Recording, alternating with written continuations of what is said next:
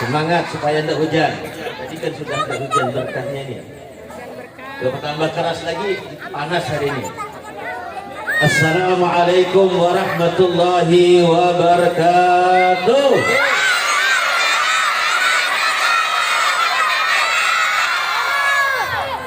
Ya. Alhamdulillah. Alhamdulillahi rabbil alamin. Wassalatu wassalamu ala habibir rabbil alamin wa ala alihi wa sahbihi ajma'in. Allahumma salli ala sayyidina Muhammad al-fatih lima ughliq wal khatim lima sabaq nasiril haq bil haq wal hadi ila siratikal mustaqim wa ala alihi wa sahbihi ajma'in. Amma ba'du. Yang kami muliakan Bapak Kepala Sekolah SD 013 dan Bapak Guru dan Ibu-ibu guru semuanya. Tidak bisa ulun sebutkan satu persatu. Kenapa? Karena ulun tidak tahu nama pian semuanya.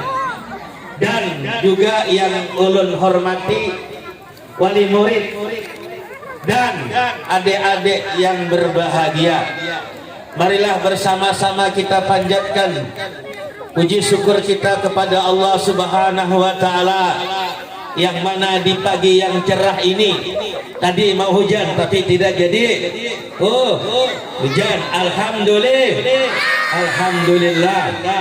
Salawat serta salam semoga tetap tercurah kepada junjungan kita, Nabi kita, Nabi Muhammad sallallahu alaihi wasallam, beserta kepada keluarga, sahabat, serta pengikut beliau ila yaumil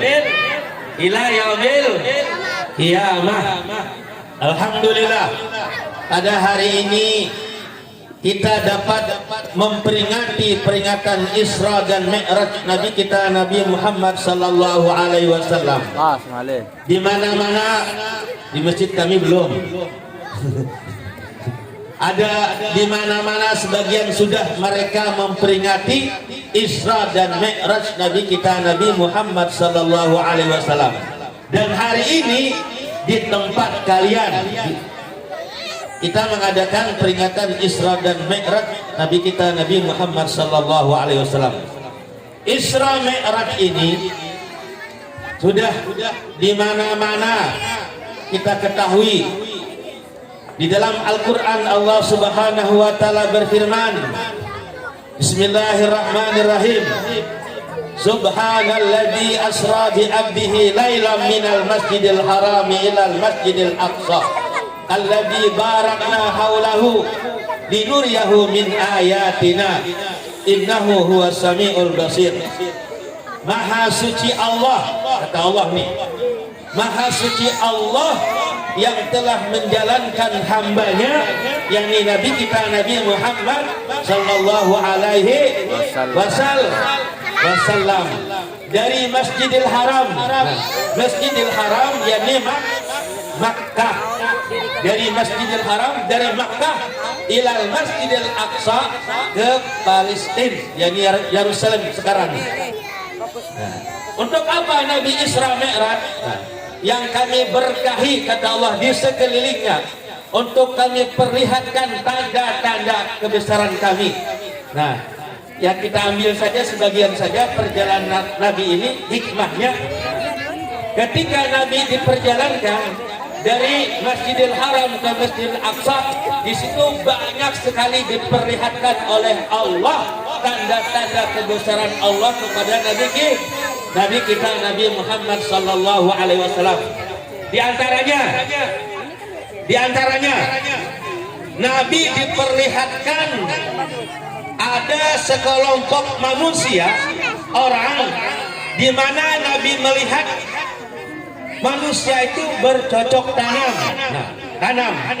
Tanam hari ini langsung buah, langsung panen. Ada enggak sekarang? Ada enggak? Nah, sekarang juga kejadian-kejadian yang aneh di zaman sekarang pun sudah terjadi juga. Kita lihat pohon pisang bisa berbuah telur. Ayo. Ini kan kejadian yang aneh juga. Ya enggak? Anak-anak lihat nih. Di zaman Nabi ketika Isra Mi'raj kan sudah diperlihatkan. Nih sekarang pohon pisang. Nah, pohon pisang bisa berbuah telur. Ayo bayangkan. Ini lihat lagi apa lagi? Nih ada uangnya lagi. Nih ada ini macam-macam. Nah, jadi kejadian di zaman dulu itu akan kembali lagi ke zaman sekarang. Nah, ketika itu orang bertutur tanam sekarang buah tadi, tanam buah. Nah, ada nggak sekarang? Langsung panen, langsung tanam sekarang, dapat buahnya sekarang. Terus menerus. Nah, akhirnya Nabi kita tanya kepada malaikat Jibril.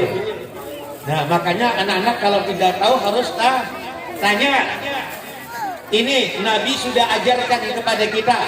Ketika Nabi melihat sesuatu, tadi Nabi langsung tanya kepada malaikat Jibril.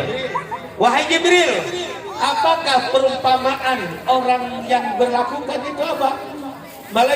Mereka tanam sekarang langsung buah, langsung panen. Nah, apa perumpamaannya itu? Nah, dijawab oleh malaikat Jibril. Ingat tadi tuh kalian kalau tidak tahu tanya, jangan diam. Nanti kalau bapak ibu guru menjelaskan pelajaran, kalau nggak paham tanya, jangan diam. Ini sudah diajarkan Nabi. Nah, kata malaikat Jibril, itulah nanti akan datang perumpamaan umatmu nanti di akhir zaman, yang mana mereka melakukan kebaikan, mereka berbuat kebaikan untuk agama Allah, karena Allah maka akan dilipat gandakan pahalanya. Jadi kita jangan segan-segan berbuat kebaikan. Kenapa? Karena akan dibalas oleh Allah dengan berlipat ganda. Nah, jangan lagi memandang satu perbuatan yang baik itu kecil. Siapa tahu yang kecil itu diterima oleh Allah. Terus lagi Nabi jalan lagi terus dibawa oleh malaikat Jibril dengan memakai kendaraan burak. Tahu burak? Bukan burung. Burak itu adalah binatang yang diambil oleh malaikat dari surga dibawa ke dunia. Binatang burak itu berkaki 4, kakinya 4 tuh. Dia lebih tinggi daripada keledai dan lebih rendah daripada kuda, berwajah abyad putih gitu. Nah, ketika melanjutkan perjalanan, Nabi diperlihatkan lagi ada satu kelompok yang mana mereka itu memakan buah yang berduri. Buah yang berduri dimakan. Tahu duri? Nah, buah yang berduri dan bau dimakan mereka. Nabi heran kan, kok ada aja buah yang baik kenapa dimakan buah yang berduri. Nah, akhirnya Nabi tanya lagi kepada malaikat Jibril. Tanya Nabi kepada malaikat Jibril, wahai Jibril, apakah perumpamaan mereka ini kok memakan buah yang berduri dan memakan batu-batuan yang dari neraka? Nah, kata Nabi, itulah perumpamaan umatmu nanti di akhir zaman. Mereka yang punya ilmu tidak menggunakan ilmunya dan mempunyai kepintaran tidak menggunakan untuk kebaikan di jalan Allah. Nah, maka inilah perumpamaannya, mereka memakan buah yang berduri dan makan batu dari api neraka. Alhamdulillah. Udah langsung saja perjalanan Nabi sampai ke Masjidil Aqsa di Palestina. Sampai di sana Nabi langsung saja Nabi sholat di Masjidil Aqsa. Nah setelah itu baru Nabi naik. Nah ini Isra namanya. Dari Makkah ke Masjidil Aqsa itu namanya Isra, perjalanan. Baru Mi'raj. Nah Mi'raj itu apa? Naik. Mi'raj artinya apa? Naik. Nah setelah itu Nabi dibawa naik oleh malaikat Jibril. Nah, ketika naik sampai langit pertama, langsung dia sudah cepat-cepat saja sudah. Nah, sampai langit pertama diketuk pintunya oleh malaikat Jibril. Nah, ini punya adab ini. Nah, apa? Malaikat Jibril ketika sampai di langit pertama diketuk oleh malaikat Jibril. Assalamualaikum. Diketuk oleh malaikat Nah, jadi langit itu ada pintunya.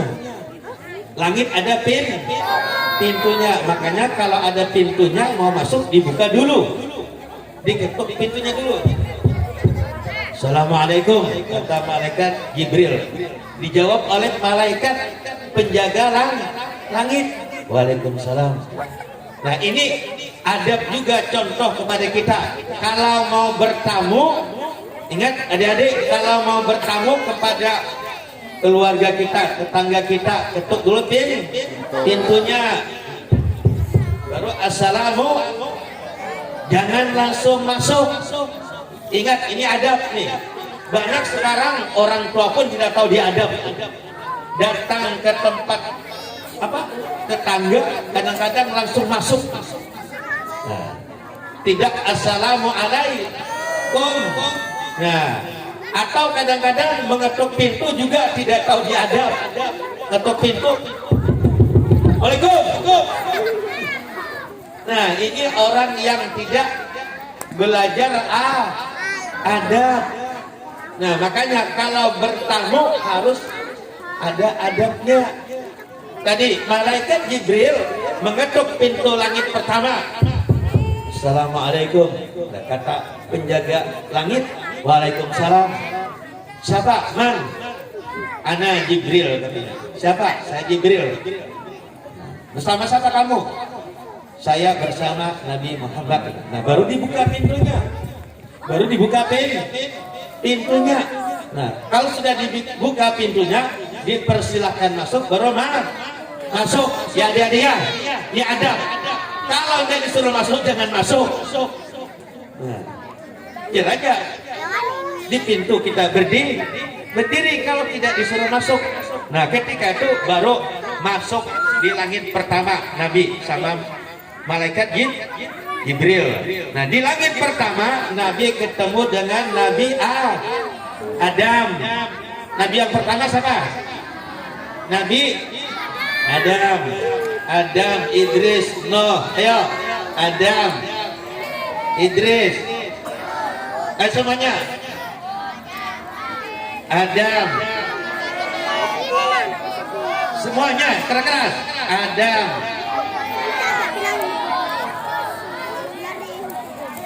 Laki-lakinya no second ini. Jadi yang perempuan aja. Ayo. Adam, Idris. Ayo 1, 2, 3. Soleh,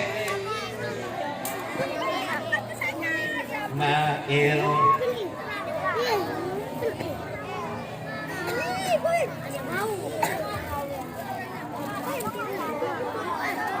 Nah, coba nih, coba.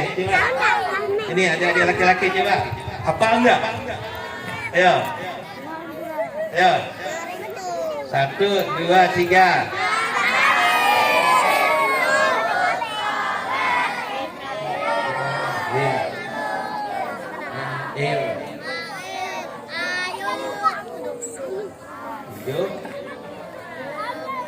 Nah, sebagian ada apa mungkin, sebagian ada apa, yang lain nggak hafal. Nah, nanti itu diajari ibu gurunya nanti itu. Nah, harus hafal itu.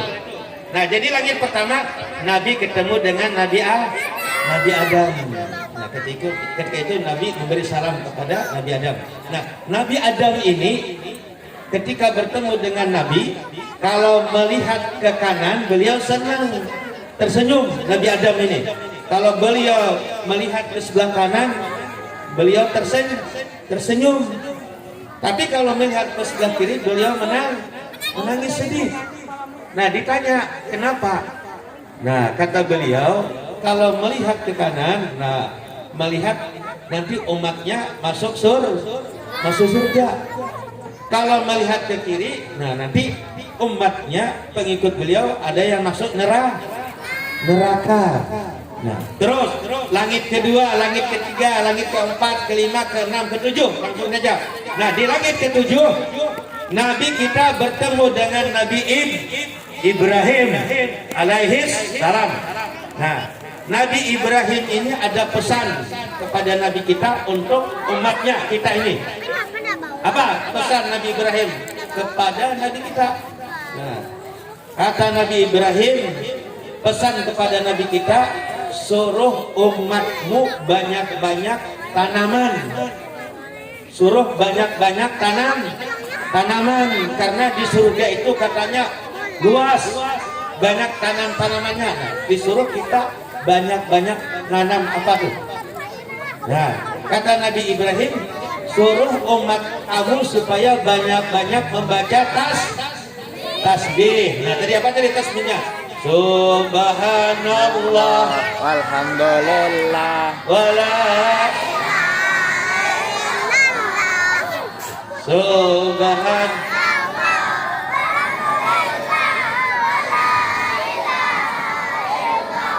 Nah, ini tasbih. Nah, ini nanti jadi tanaman di surga. Nah, makanya kita sama-sama banyak-banyak tuh nanam supaya nanti kita punya kebun di surga. Nah, ini pesan Nabi Ibrahim kepada Nabi kita untuk apa? Banyak-banyak menanam. Jadi banyak-banyak membaca tasbih. Nah, habis di langit pertama, nah langsung Nabi kita naik ke Sidratul Muntaha. Nah, di Sidratul Muntaha malaikat Jibril cuma menemani Nabi cuma sampai di Sidratul Muntaha. Setelah itu langsung Nabi kita naik ke atas. Nah, menerima perintah salat. Nah, menerima perintah salat.